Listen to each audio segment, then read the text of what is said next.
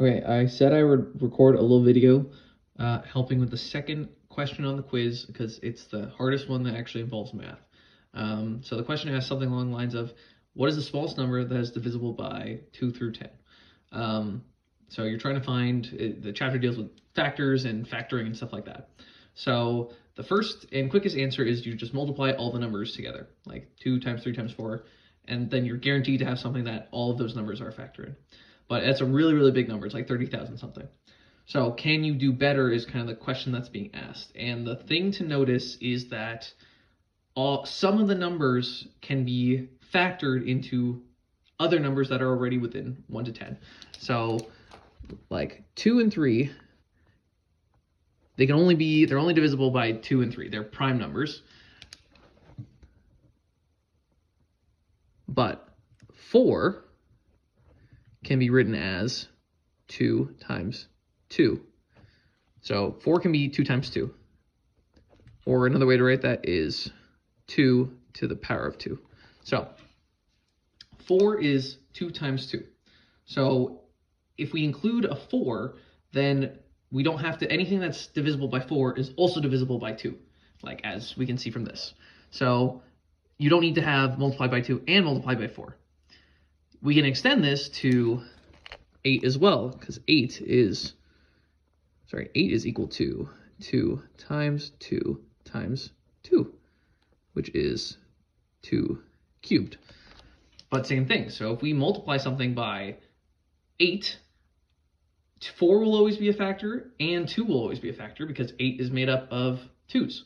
So using this, we can come up with the easiest and smallest amount of numbers needed that cover all the factors. So if we do a whole chart for them, so 2 and 3, we don't need to worry about it.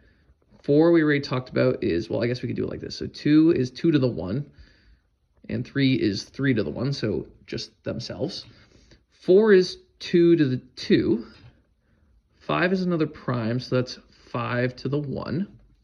6 is where it's interesting, because this is 2 times 3.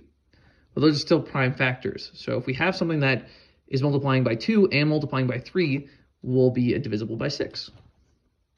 7 is another prime. So 7. 8, like we talked about earlier, is 2 to the 3.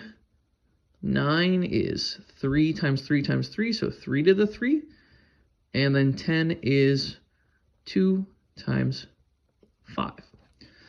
So we just need to take the largest prime factors out of these, because if we have 3 times 3 times 3, obviously that's going to be divisible by 3, because we have a bunch of 3's. And if we have a power of 2, if we have a 2 and a 3, just one, but we can have more, that will be divisible by 6, because we have a 6 in there. So we just need to take the highest of all these numbers and add them together. So the highest power is 2 to the 3 times 3 to the 3 times 5 to the 1 times 7 to the 1. So this will cover this. So if you want to write this a different way, this is 2 times 2 times 2 times 3 times 3 times 3 times 5 and times 7. And if you can see in there, so like right there, that's a 4. Right here, that's a 6. You have a 2 and a 5. That is 10. So all of those numbers are within this. So we can find 2, 3, 4, 5 is there, 6 is there, 7 is there, 8 is covered, 9 is covered, and 10 is covered. So this number that we add, or that we multiply together, will have all of these numbers as factors. And if you go and pop this into your calculator, you should get 2,520. And then if you want to check your work, you can use this number and you can divide it by each of the numbers, and it should come up to a whole number each time. Anyways, yeah, there you go.